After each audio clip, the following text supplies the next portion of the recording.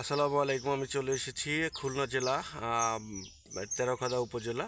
আমি আসি একজন আদর্শ চাষি ভাইয়ের সাথে। চাষি হচ্ছে আমাদের মোস্তাকিম ভাই। ভাই আসসালামু আলাইকুম রহমতুল্লাহ। ওয়ালাইকুম আসসালাম। ভাইজান কেমন আছেন? আলহামদুলিল্লাহ ভালো আছে। ভাইজান আপনার এখানে আমি কিছু শশা দেখতে পাচ্ছি।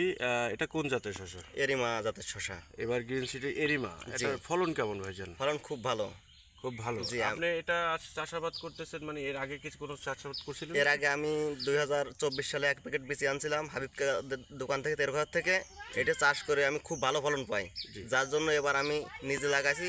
বরং আমার অন্য অন্য চাষি ভাইদের আরো 20 প্যাকেট বীজ এনে তাদের লাগাতে বলছি। মাশাআল্লাহ। এটার ফলনটা কেমন, মানে এটা অন্য অন্য জাতের তুলনায় এটার ফলন কেমন? এটা অন্য অন্য জাতের তুলনায় খুব ভালো ফলন। দেখা যাচ্ছে অন্য এক প্যাকেট বীজের থেকে সপ্তাহে 4 মণ শশা কাটা গেলে এটার থেকে মিনিমাম 7-8 মণ শশা কাটা যায়।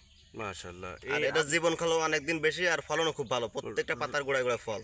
রোগবালাই সম্পর্কে একটু বলবেন। রোগবালাই সহনশীল, খুব কম রোগ হয়, অল্প পরিশ্রমে খুব ভালো ফল পাওয়া যায়। আনুমানিক কতবার হারভেস্ট করছেন এটা?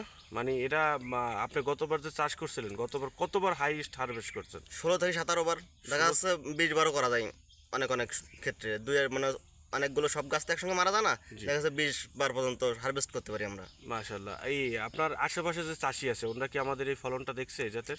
এই ফলনটা দেখছে বিদায় আমার কাছ থেকে অন্য অন্য চাষি ভাইরাও পরামর্শ নিয়ে এই জাতের বীজ লাগাইছে এবার অনেক অনেক ঘেরে। আগামীতে তার চিন্তা ভাবনা কি? আগামীতে তারা এরিমা জাতের শশা বেশি লাগাবে, অন্য জাতটা ছেড়ে দেবে। আমাদের নতুন শশা চাষিদের উদ্দেশ্যে কিছু বলেন। আমি বলবো নতুন চাষি ভাইদের যে যারা শশা লাগাবেন তারা অবশ্যই এরিমা শশা লাগাবেন এভারগ্রিনের, কারণ এইটা লাগাইলে অনেক ফলন পাওয়া যায় এবং আমরা চাষিরা খুব লাভবান হব। ধন্যবাদ আপনাকে। আসসালামু আলাইকুম। ওয়ালাইকুম আসসালাম।